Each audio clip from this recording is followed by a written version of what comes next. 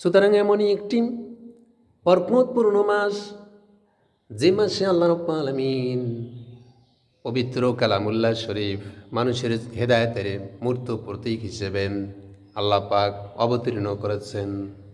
এই কোরআন এমনই একটি সম্মানিত গ্রন্থ, সম্মানিত মাসে আল্লাহ পাক অবতীর্ণ করে দিয়ে মানুষের হেদায়েতের মূর্ত প্রতীক হিসেবে এখনও টিকে আছে, কিয়ামত পর্যন্ত টিকে থাকবে। যারাই কোরআনুল কারীমকে লালন করবে, পালন করবে, কোরআনুল কারীমকে ধারণ করবে, তারা দুনিয়াতেও সফলতা অর্জন করবে, আখিরাতেও তারা সফলতা অর্জন করবে। সেজন্য আল্লাহ রাব্বুল আলামিন বলছেন, শাহরু রমাদানাল্লাযী উনজিলা ফীহিল কুরআনু হুদাল লিন্নাসি ওয়া বায়্যিনাতিম মিনাল হুদা ওয়াল ফুরকান। আল্লাহ পাক তিনি এমন, যিনি পবিত্র রমজান মাসে এ কোরআনকে অবতীর্ণ করেছেন, যার মধ্যে আছে হচ্ছে হুদাল্লিন নাস, মানুষের জন্য হেদায়েত আছে, মানুষের জন্য পথ আছে এই কোরআনের মাঝে।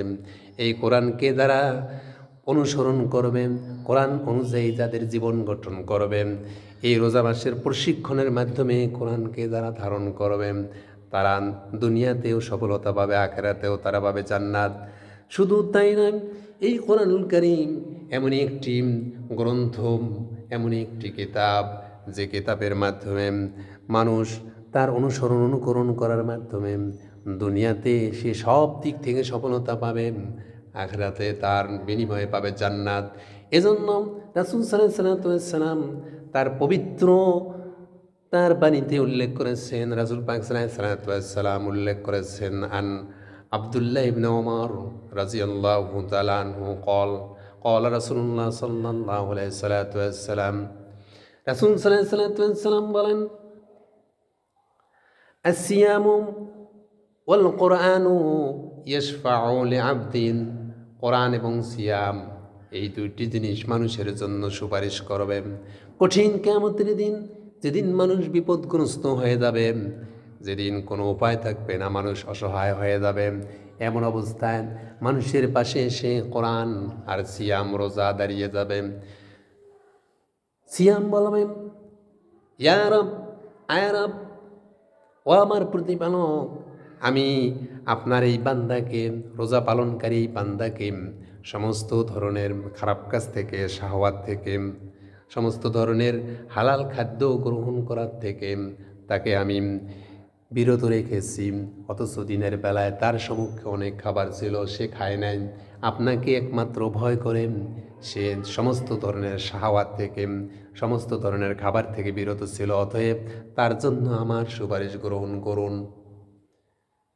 কোরআন বলবে, আয় আল্লাহ রাব্বুল আলামিন, আপনার এই বান্দা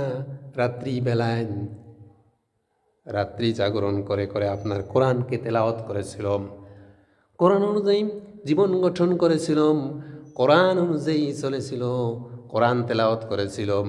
অতএব আয় রব, হে আমার প্রতিপালক, আপনার ওই বান্দার জন্য আমার সুপারিশ গ্রহণ করুন।